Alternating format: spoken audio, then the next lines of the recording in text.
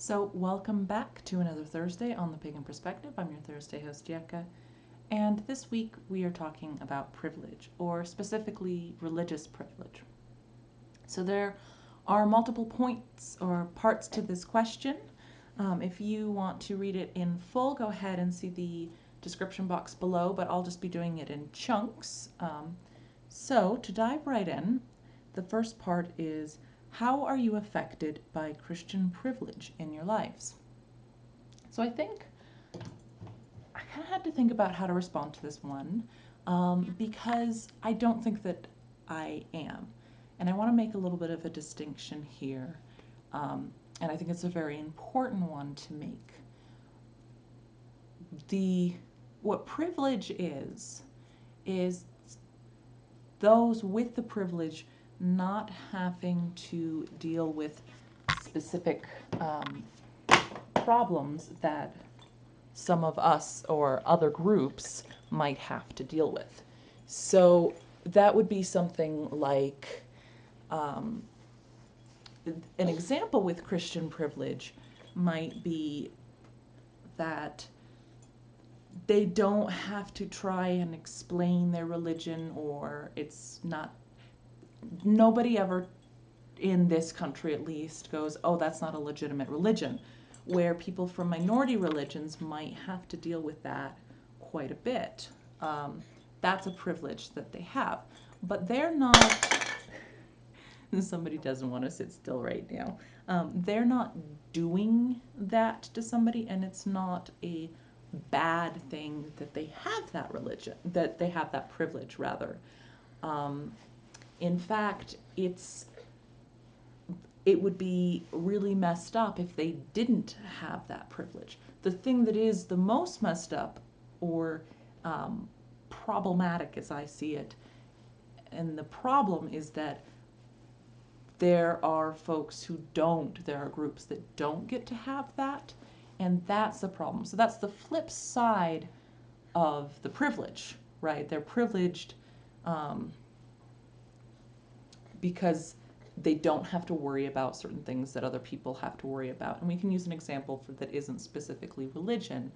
Maybe not having to, we could use the example of being the privilege that, again, in this country, that a cis man has, of not having to worry about, wow, hi sweetie, I know, of not having to worry about being street harassed or catcalled.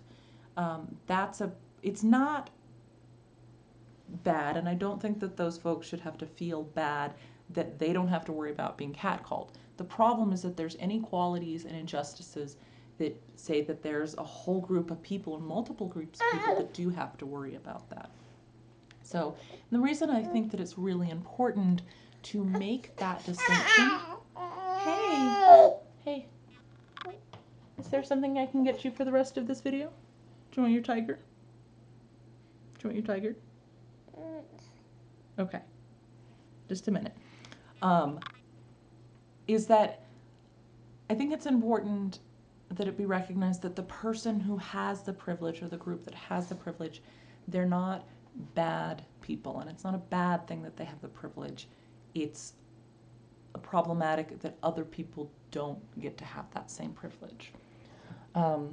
So that being said, though, have there been situations where, as a member of a minority religion, have I experienced inequalities that somebody from the majority religion, in this case being Christianity, has not experienced, or not necessarily has not experienced, but it's not something that they typically have to worry about, that they have the privilege of not needing to worry about. And in the particular part of the country that I'm in, it's a pretty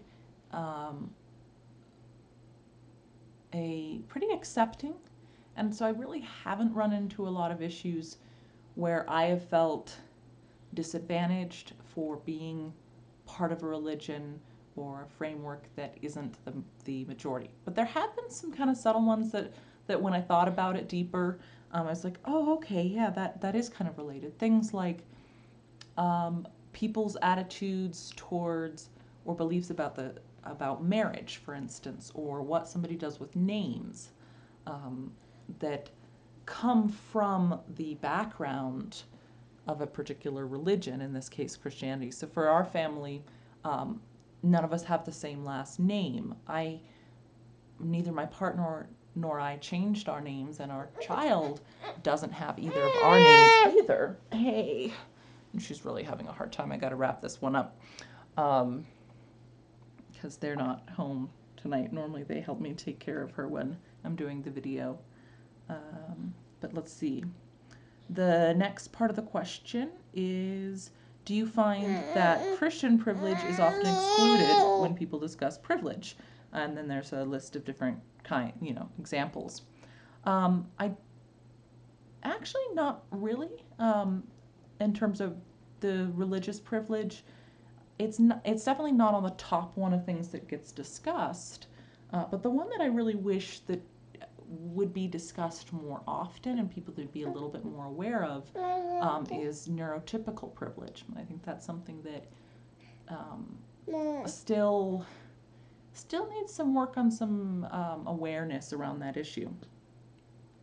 And finally, what ways do we feel society could change to be more inclusive of minority faiths such as yours or ours?